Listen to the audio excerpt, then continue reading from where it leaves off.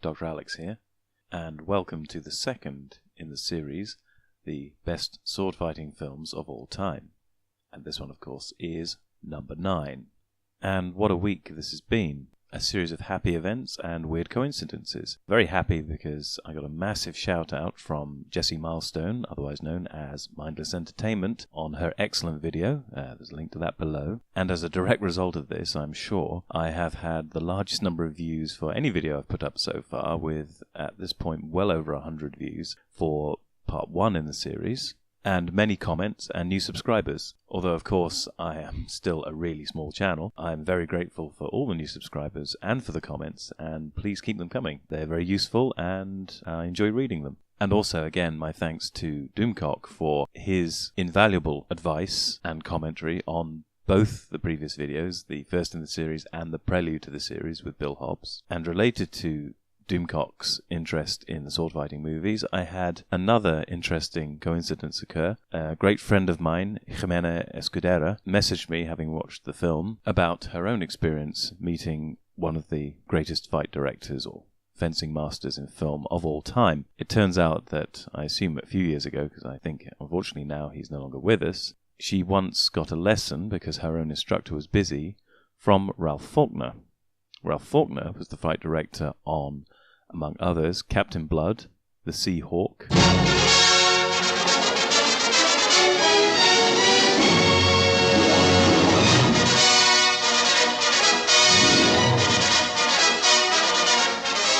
The Court Jester, and The Prisoner of Zenda, the 1937 version.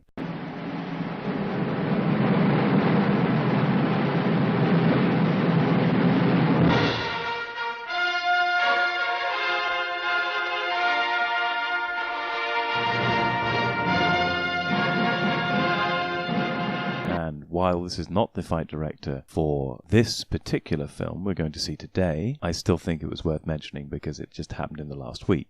Plus, for those with keen hearing, you may have noticed there is a link to the entire series as well. And, who knows, it may still be relevant to future videos. The fight director for this movie is Bob Anderson.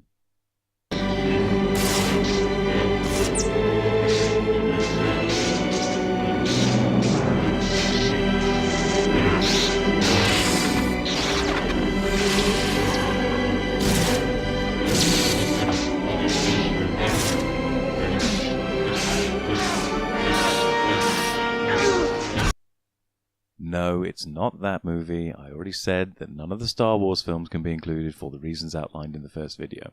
By the way, hopefully this video will be shorter than the first video, if only because all the preamble about the rules by which I'm judging films and the rules of inclusion in the series, I'm not going to go through again. That said, I guess we'll see how long this is by the end of the video. Well, I guess I can keep this quiet no longer. I have to give away which film we're going to look at today. And I will return now to Jessie Milestone because, although I'm sure she'll be pleased that it's on the list, I think she may also be simultaneously pissed off because it's not number 1. I did wonder if Jessie was a mind reader when she produced her video on this, but I guess the fact that it didn't come out as number 1 on my list means that maybe she's not entirely a mind reader. Yes, you've guessed it. This film is The Princess Bride. The first thing I'd like to point out is the running time of this movie, which is at 1 hour and 38 minutes, substantially less than 2 hours, and serves as a reminder that you can make a classic film at under 2 hours. This seems to be something that is more and more missing these days in filmmaking. The ability to make a film with no fat, a film that has lean and pacey storytelling. One might argue that the simplicity of the story enables it to be told more quickly. That is not an entirely fair assessment. I would argue that, grandiose though it is, the latest Blade Runner 2049 was not necessarily substantially more complex in its story, in terms of the actual amount of events covered, dialogue spoken, and just simply narrative told. Which isn't to say that I don't like Blade Runner 2049. It is a different type of movie altogether, but I do feel that there are probably areas where it could have been cut down, and this could be said for a large number of films in recent years. In fact, perhaps I should have started with this example. The 3 Hobbit films, which were expanded out of one very thin children's novel that did not need 3 3-hour films to tell the story. That could have been cut down. And in fact, there are fan edits out there which do successfully cut the film down to one 3 or 4 hour movie, showing that it is, 1, possible, and 2, actually vastly improves the storytelling in terms of pace and maintaining the viewer's interest. So, how can we best describe The Princess Bride? Well, one could call it a fairy tale plus Columbo plus the Wonder Years with a dash of Dire Straits. Oh, one more thing, sir. We got something else on the gun. Did I mention that? No, you didn't. What, Lieutenant? A thread, sir. From the parka? No, sir. We haven't traced the garment from which the thread came from yet, sir. Lieutenant, if I were you, I'd get a search warrant for all 4 people involved. As you wish.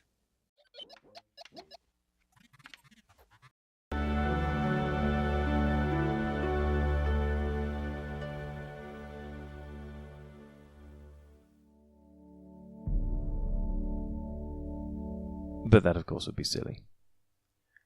A fairer description would be a comedy fairy tale or comedy fantasy. The film is safe to watch for all ages, although there are some hidden adult jokes, and if you don't believe me, watch this scene. Hold there! I don't know, budge. Keep your hoder. And if you still don't believe me, go and look up your Spanish. In addition, if you are in some way doubting that this film is primarily based on fencing, I will leave it to the words of one of the main characters, the grandfather. Has it got any sports in it? Are you kidding? Fencing, fighting, torture, revenge, giants, monsters, chases, escapes, true love, miracles. Doesn't sound too bad. I'll try and see. As I did before, I will now run through the main characters and some aspects of the storytelling before launching into the main fights. Similarly to Robin Hood, by the way, there are only 3 or 4 main fights in the entire film, and one of them is incredibly short. In fact, if I count 4, the last one doesn't really involve much swordplay at all, and this is why I'm going to cover a little bit more of the story and the characters. We have the Princess Buttercup. Nothing gave Buttercup as much pleasure as ordering Wesley around. Farm boy, polish my horse's saddle. I want to see my face shining in it by morning. As you wish. And again, if you didn't believe when I said it was a comedy, you just have to look at the character names and the settings. In terms of their realism, they are pretty far from what we would normally describe as a realistic or gritty setting. Princess Buttercup behaves in a very princessy way to begin with, although she develops throughout the film through discovering true love, at least true love in a fantasy or fairy tale version of the concept, and in fact goes through considerable character development for a comedy lead character, from the spoilt princess to the tragic and mourning princess who is just a walking shell, all because she lost her true love. Which leads me to our next main character, which of course is Wesley, the farm boy, our hero. And I will let the words of Inigo Montoya describe his characteristics. No, not Vicini. I need the man in black. What? Look, he bested you with strength, your greatness. He bested me with steel. He must have outthought Vicini. And a man who can do that can plan my castle onslaught any day. So we can see that he is basically incredibly skilled in all areas and can best the very best in those fields. But wait, those are the very characteristics you've been so annoyed by in certain films recently, where the character is just overpowered and can do everything without any explanation and is awesome at everything and is paper thin and has no actual characteristics whatsoever and is just there to move the story along. This is exactly what you've just described your main character here. How can you possibly make this one of your favourite movies? Well, if you had not realised the film was a comedy, in spite of the fact that I said it was a comedy not 2 minutes ago, if that, then you would realise why the character can be described at least partially in those terms and still work, for this is a comedy character deliberately parodying the kind of swashbuckling hero you would see in a fairy tale or swashbuckling hero movie. And as such, he does seem overpowered. In fact, you might even say he is overpowered in certain ways, but it is done for comic effect. And with all that said, there is explanation as to how he gained many of his skills. It intrigued Roberts, as did my descriptions of your beauty. Finally, Roberts decided something. He said, "All right, Wesley, never had a valet, contrived it tonight. I'll most likely kill you in the morning." 3 years he said that. "Good night, Wesley. Good work. Sleep well. I'll most likely kill you in the morning." It was a fine time for me. I was learning to fence, fight, anything anyone would teach me. And Roberts and I eventually became friends. And then it happened. What? Go on. Well, Roberts had grown so rich, he wanted to retire. So he took me to his cabin, told me his secret. "I am not the Dread Pirate Roberts," he said. "My name is Ryan. I inherited the ship from the previous Dread Pirate Roberts, just as you will inherit it from me. The man I inherited from was not the real Dread Pirate Roberts either. His name was Cummerbund. The real Roberts has been retired 15 years and living like a king in Patagonia." And he is not always successful. There are multiple occasions in which he is defeated.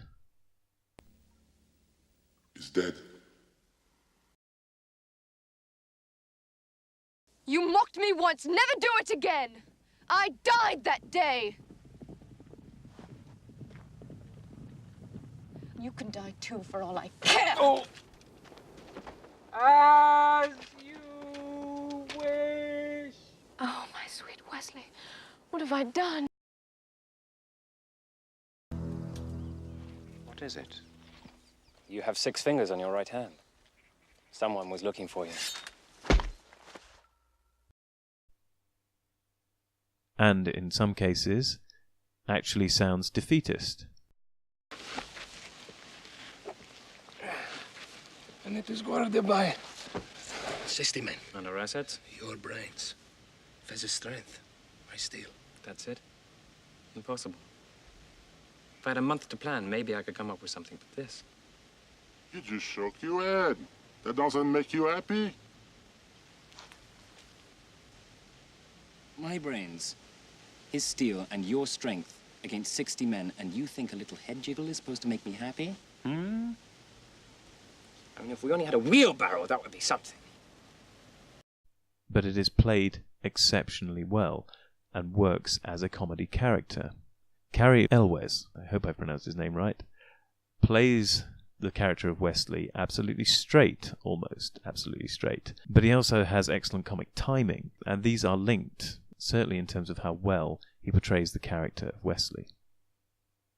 Next up are the villains. First and foremost, Prince Humperdinck, played brilliantly by Chris Sarandon.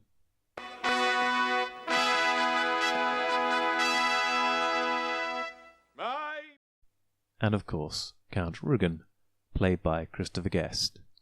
And here, all the way up, all the way up, all the way up. You're on 10 on your guitar. Where can you go from there? Where? I don't know. Nowhere, exactly. What we do is, if we need that extra push over the cliff, you know what we do? Put it up to 11. 11, exactly. 1 louder. Why don't you just make 10 louder and make 10 be the top number and make that a little louder? These go to 11. For this. And remember, this is for posterity, so be honest. How do you feel?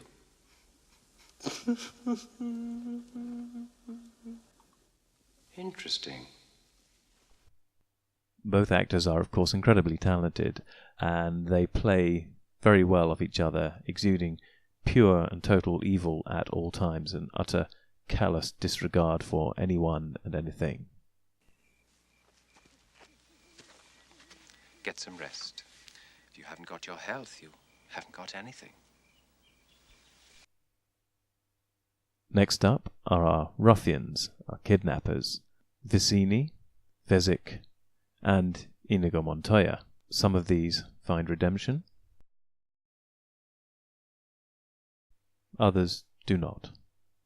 Without trying to cover too much of the entire plot in my review of it as a fencing-based sword-fighting film, I would like to round off this section by saying that it is beautifully shot, the music works incredibly well, written by Mark Knopfler of Dire Straits, and it has a gentle tone, in part instilled by the music, and in part instilled by the fantastic countryside that much of the film was shot in, being filmed entirely in Ireland and England. And in fact, whenever I've seen this film, I've always thought how familiar the exterior shots look, that they all look as if I could walk down the road and find these places. And barring the cliffs, which are in Ireland, that is largely true. A lot of it was filmed in Surrey, which is the county just bordering, or in fact going into, London, where I live. And so we hit the largest and probably the most famous fight of the whole film. Well, I certainly hope you find him someday. You're ready then? Whether I am or not, you've been more than fair. You seem a decent fellow. I hate to kill you. You seem a decent fellow. I hate to die. Begin.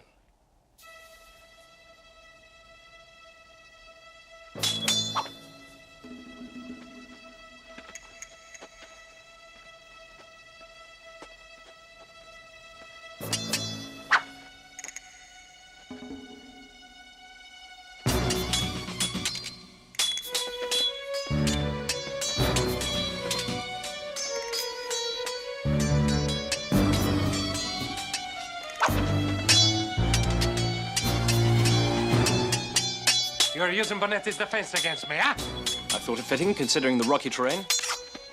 Naturally. You must expect me to attack with Capafero. Naturally. But I find that Tybalt cancels out Capafero. Don't you? Unless the enemy has a study, he's a gripper. Which I have.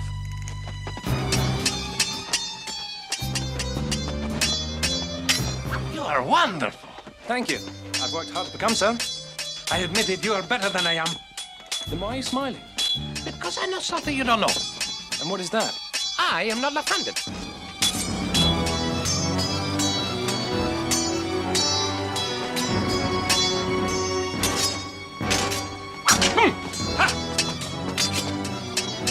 You're amazing. I ought to be after 20 years. Oh, there's something I ought to tell you. Tell me. I'm not left-handed either.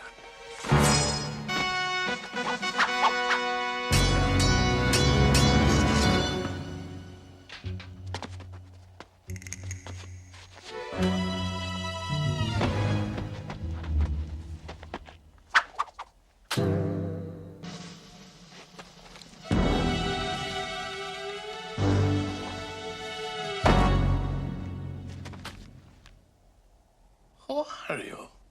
No one of consequence. I must know. Get used to disappointment. Okay.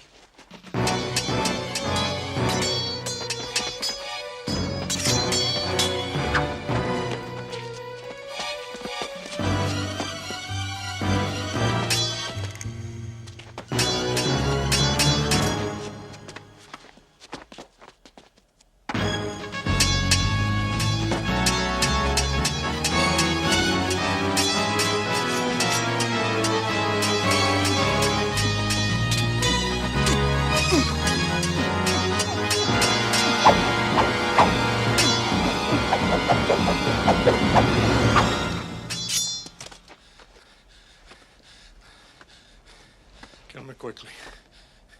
I would soon destroy a stained glass window as an artist like yourself. However, since I can't have you following me either. Please understand, I hold you in the highest respect. There are many things to discuss about this fight, but I think I'll start with the fact that, as even the most sheltered individual would probably know, both characters are fencing with their left hand to begin with, and that is not their dominant sword arm. As I mentioned in a comment to Jesse Milestone's video, for a few months now I've been suffering with tennis elbow in my right arm, which is my dominant arm, my sword arm. And for the last 3 weeks, I have been fencing left-handed. And I mention all of this to emphasize just how difficult it is to fence with your offhand, even for someone who is experienced at fencing. I have 26 years of fencing experience behind me, and after 3 weeks with my left hand, it is barely passable. And I'll talk about the various reasons why. When switching from right-handed to left-handed, the footwork is not too difficult to transfer, I found, although at first in particular there's a great temptation to swing your back leg, which has become the right leg when you go to left-handed, round in front of you at various points, so you're facing with your non-sword arm forwards and your sword arm shoulder backwards, which is not a great position to be in. You've actually moved your body closer to the opponent and your sword further away. However, it was reasonably easy to overcome this, and after a few sessions, I was even able to fleisch on occasion. Fleisches being a running, or flying if you prefer, attack at the opponent with the arm outstretched. The main difficulty, however, came with the arm and hand itself.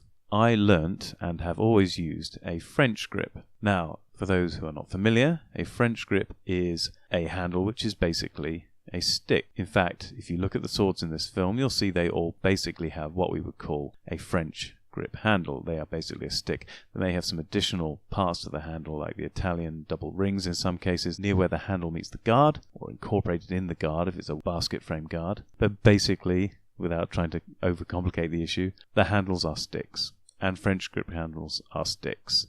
For foil and épée, they do have a slight curve to them, which indicates whether they are left or right-handed. That said, my French grips are actually completely neutral, and you could conceivably use them with the left or right hand, although, again, the blade has what we call a set, and even if the handle might be neutral, the blade is usually set left or right-handed. Anyway, enough of the technical details of a French grip. Suffice to say, that is the grip that I use in my right hand, and when I switched to my left hand recently, 3 weeks ago, when I started using my left hand to give my right arm a proper rest, I switched to a French grip left hand, and it was far too frustrating because I lacked the strength to control the point accurately with a French grip in my left hand. My arm also was incredibly weak in comparison to my right arm. Not that either arm is particularly disproportionate to the other, but the particular muscles for controlling and holding up the sword were not as well developed in the left arm as they were in the right. So these two things combined meant that I was pretty awful with the left arm. A few actions transferred directly across. A flick hit at long extension to the top of the arm was something I've been doing with my right arm recently, and in fact may well have contributed to my tennis elbow. And this action actually transferred to my left arm automatically without me even thinking much about it. I was able to extend and flick with the left arm over the top of the guard and catch people quite effectively, except I would rapidly become tired and lose all control and not even be able to execute that action, or even simple actions. And so I had to, as of about a week and a half ago, switch to using a pistol grip, or orthopedic grip. An orthopedic grip, or pistol grip, as you can see, has various spines and spurs that your fingers wrap around, and it gives you extra strength, and it can give extra control in the case of a weakened or injured hand. In fact, these grips were initially developed for people who had hand injuries to help them grip the weapon after such an injury had occurred. Of course, now it is a type of handle that has widespread use amongst all fencers, whether they're able-bodied or if they have hand injuries. But in this case, because I lacked the strength in the left hand, I decided to use a pistol grip and was able to execute actions far more confidently, with much more accuracy than I was before, to the extent that after 3 weeks of fencing left-handed, I can beat intermediates reasonably consistently, and with regard to experienced fencers like myself, although I'm still tending to lose to people I normally beat by 1 or 2 points, it's close, so it's no longer frustrating. My point is, as an experienced fencer, it has taken me 3 weeks to get to a half-decent level, training 2 to 3 times a week, so not massively intensive training, but a reasonable level of training over 3 weeks, and my left hand is just about passable with a pistol grip. Now compare this with the actors in The Princess Bride. They may not have had any fencing training prior to the film. Carrie Elwes might have had fencing training in drama school, and Maddie Patinkin may also it's possible, have had fencing training in drama school, but it's unlikely that they were doing this very regularly. And yet, after weeks of training with Bob Anderson, they were able to fence extremely convincingly on screen with both their left and their right hands using French grips in both. By necessity, they were using the same weapon in both. Plus, a pistol grip would not have looked convincing or realistic on a rapier or any other Renaissance-style weapon. So just to emphasize that once more, the level of mastery that they have on screen is truly impressive, and this alone makes this one of the most remarkable fight scenes in all of film history. There are some slight tells, if you look at the fight carefully and repeatedly, that both actors are in fact right-handed, and they were as disadvantaged as their characters were. If you look at Cary Elwes and Mandy Patinkin, when they're fencing left-handed, they do have a slight tendency to lean over. Their bodies are not upright, and they lean over their feet slightly. It's not easy to see, and it's not always the case, but they do this slightly more often. Their feet drift a little bit out of position as well, and their arms tend to take slightly stronger positions in some cases, so they raise their arms higher when they're fencing pronated. That's when you turn the hand so that the palm is facing down, and they tend to drop their arm a little lower when they're just standing waiting to execute the next action to see what the opponent will do. So their resting position is slightly lazy with the left arm. It's slightly dropped. That said, these are very subtle minor points, and it is only with careful observation you can see that there is a difference between the left and right-handed. They are slightly slower perhaps with the left and slightly more hesitant, and the footwork slightly less sure, but it is very close in terms of competence to the right-handed fencing, which they switched to halfway through. The right-handed fencing is very quick, very smart. There is a slight lack of realism about this fight. I mean, obviously the fight is made slightly comedic, or it is parodying fights from the great swashbuckling movies. There is a lot of banter, more banter than perhaps you'd see even in your typical sword-based film. And the movements are slightly more choreographed to the tempo of music. It is slightly more like a dance than a fight. But this does nothing to diminish the power of this fight scene and the overall beauty of this film. The fencing masters, which they name during their fight, during their banter, You're using Bonetti's defense against me, huh? I thought it fitting, considering the rocky terrain. Naturally. You must expect me to attack with Capaferro. Naturally, but I find that Tybalt cancels out Capaferro. Don't you? Unless the enemy has a study, he's a gripper. are all in fact 16th and 17th century fencing masters from history. So it's nice that there's this eye for detail worked into the film. Not the only eye for detail, of course. The swords they have are beautiful. They do look like rapiers from the 16th century. Both Inigo Montoya and Wesley look much stronger when they're fencing right-handed. They're much more confident. They stand up straighter. The actions with the blade look stronger when they land on each other's blades, but they're also executed with much smaller actions, so they have simultaneously strength and economy of movement. So it is visible that they are better with their right hand, and it should be, really, because they are both meant to then get better for their right-handed fencing, and it's just nice that it all works out because both actors happen to be right-handed. There is one point in the fight where I think wire work was used, and it's really difficult to tell, but when Wesley jumps up after Inigo Montoya and lands on the rocks here, there is something about the way that he balances or lands that looks like he's slightly assisted from above, that he might be slightly supported as he finds one foot then the other. It is really hard to tell, so I'm not confident, but I've got an eerie feeling that there was some wire work at that point. And I suspect that when Inigo Montoya loses his weapon, the weapon that then falls from the sky and he catches probably was also on a wire at that point, just from the way that it comes down very neatly for his hand to catch, and the way it is cut soon afterwards. So he does a couple of blows with it afterwards, but then the camera switches to another angle, which means he can then continue with the sword with no wires attached. But I could be wrong.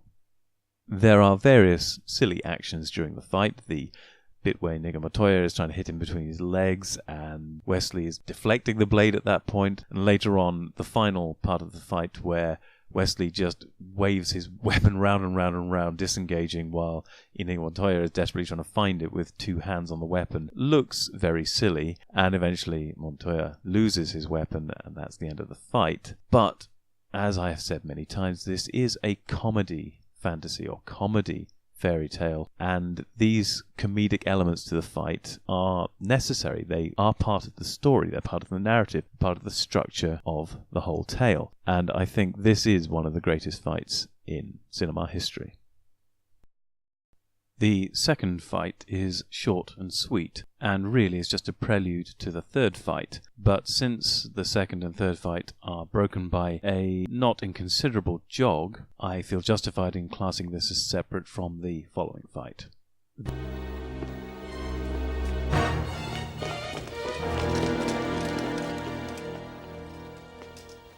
Kill the Dark One and the Giant, but leave the third for questioning.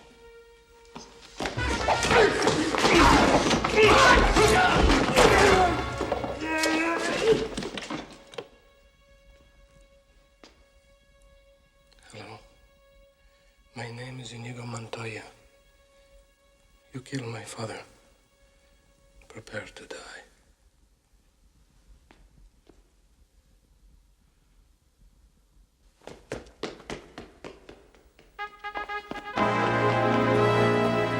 The swiftness with which Inigo Montoya dispatches the guards is a beauty to watch. Every action is executed fluidly, with style and grace. The second blow he hits on the guard behind who he had not dispatched properly might look unrealistic, but in fights it is not uncommon to hit someone while you're not actually looking at them, particularly if you are, as I showed earlier, doing a flesh and you are close to passing that person. You may well stab across your body in front of you sideways to hit them, and you would definitely not be looking at the target at that point, or it would be very unlikely that you'd have a chance to look at the target given the speed you're travelling. So it is perfectly plausible that Inigo Montoya would have enough spatial awareness to know where that guard would be afterwards, and might well even have registered that the first hit on the guard was not a killing blow. And in fact, all he had done to that guard was in fact parry his attack. The guard's momentum carried him past.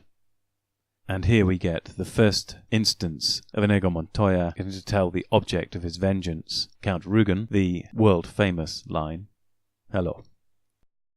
My name is Inigo Montoya. You killed my father. Prepare to die."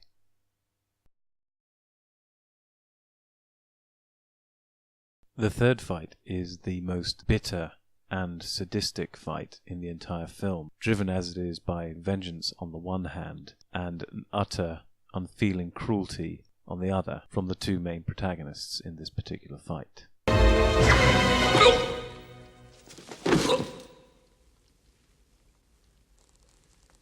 Sorry, Father. I tried. You must be that little Spanish brat I taught a lesson to all those years ago. Simply incredible. Have you been chasing me your whole life only to fail now? I think that's the worst thing I've ever heard. How marvelous.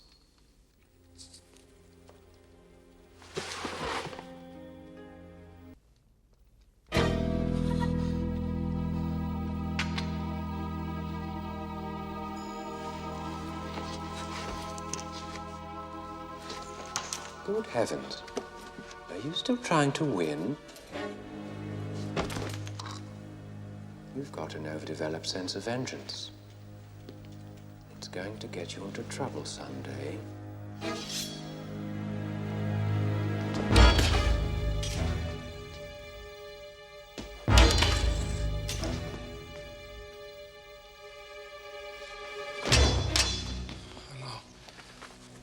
My name is Inigo Montoya. You killed my father. Prepare to die.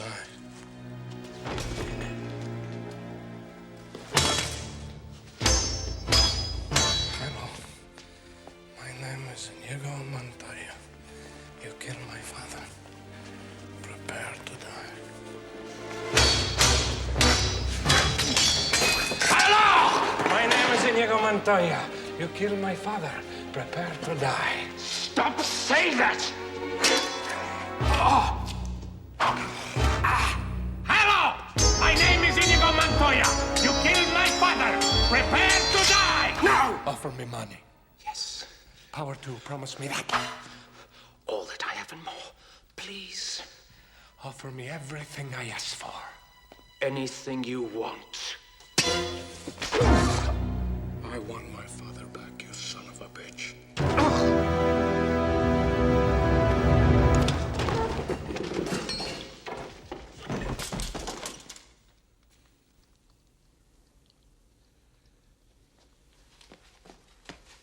When Inigo Montoya is caught off guard as soon as he runs into the room and caught with the throwing dagger, it actually does feel in the film like he may genuinely lose, that he is about to die. And it makes the entire scene so much more powerful because of that. The cold and controlled attitude of Count Rugen is truly chilling, and it gives the impression that he is in no way afraid that he's going to lose. He's absolutely certain of victory, having caught Inigo Montoya off guard and dealt him a death blow, as he perceives it.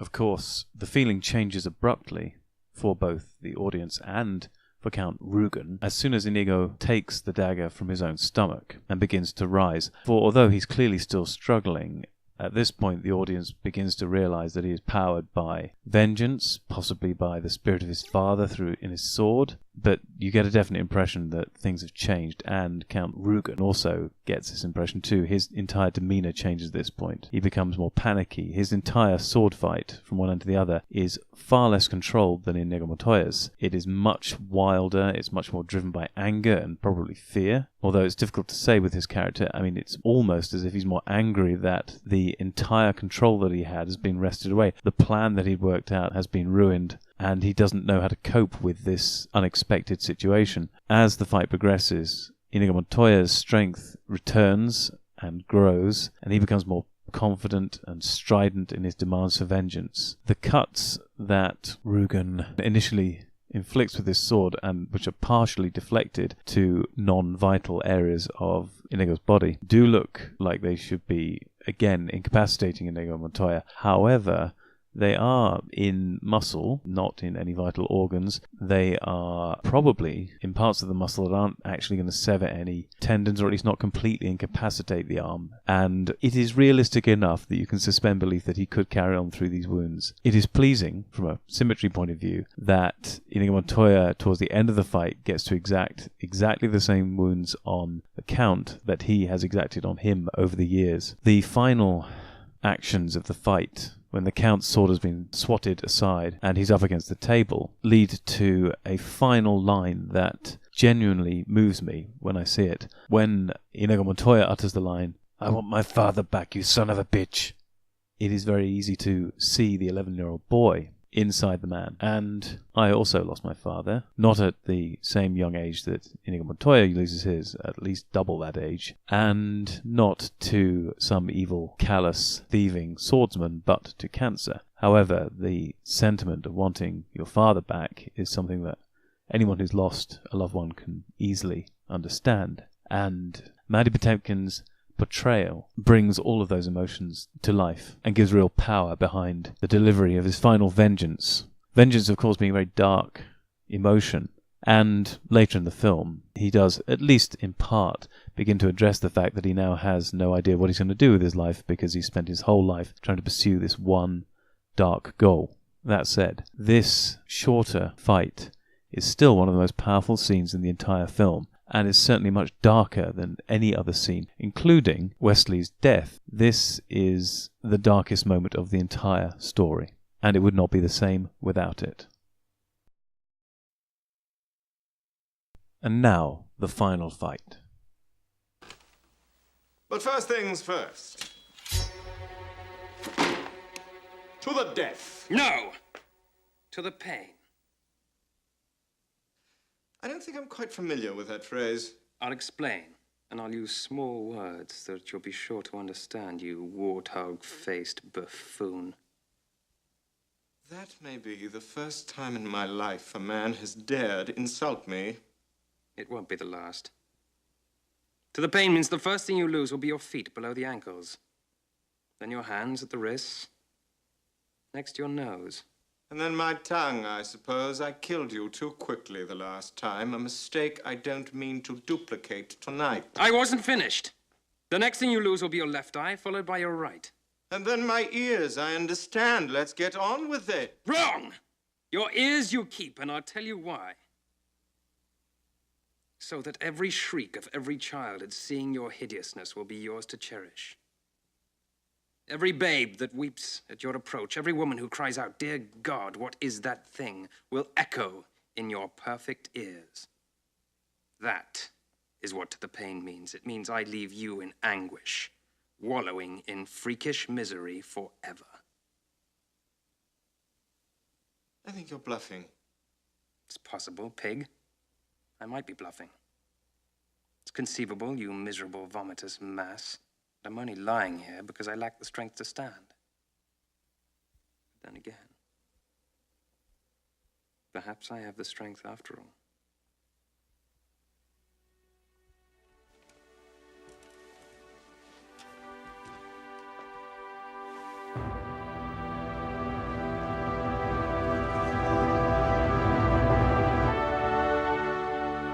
Drop your sword. Have a seat.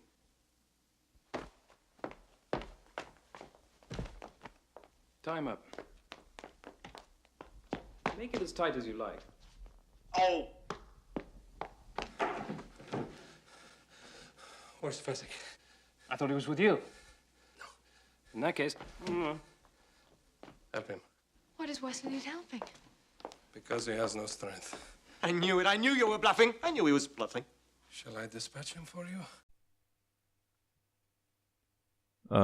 Okay. This one is a bit difficult to justify. Well, they both are holding swords. There you go. There you go. That's a start. Okay, they don't actually hit each other with them. It's kind of like fencing entirely through sports psychology. It's like doing one-hit épée and winning by forcing your opponent off the back of the piste. There you go. There you go. That's it. This was a fencing fight. I've justified it. That's all I have to say. Plus, it's an awesome scene in the film and a great way to round off the video. And I think that's about time to do that. There's not much more I can add beyond what I've already said in this video. It is a fantastically, beautifully shot film. The music is, by and large, absolutely appropriate for each moment in the film. It is a little bit synthy in places, but it is in no way as jarring as, for example, the music all the way through Ladyhawke. If you don't know what I mean, go and watch Ladyhawke. It is an enjoyable, fun film, but the music will intrude. The story is fantastic, literally fantastic, but also simple and yet well crafted enough to keep everyone engaged. And I mean people of all ages. There is something to be gained from watching this movie from quite young to fully adult. And one example of this is just the classic lines of dialogue that are endlessly repeated, particularly amongst fencers, because they are memorable and they mean something to us all. Again, I hope I haven't offended anyone by this not taking the #1 slot on my list, but I would remind you that I love all the films on this list. This series is about the top 10 films that I love above all other sword fighting films. In many cases, they would be in my list of top 10 films full stop. Suffice it to say, this list would not be complete if I had not included The Princess Bride. It rightly deserves its place on the list of top 10 best sword fighting films of all time, and no such list would be complete without it. And so, that just leaves me to thank all the people who've supported me in this, including, of course, Jesse Milestone, Mindless Entertainment, Dictor Van Doomcock, and the Anti-Tracker, Michael J. Crawford, who have all been very free with their advice and support. Everyone who has actually subscribed recently, and there have been quite a few. I'm amazed.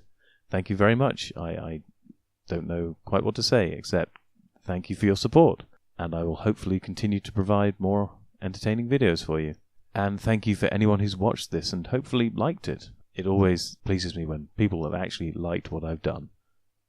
And I hope to see you all watching the next video, number 8 in the top 10 best sword fighting films of all time.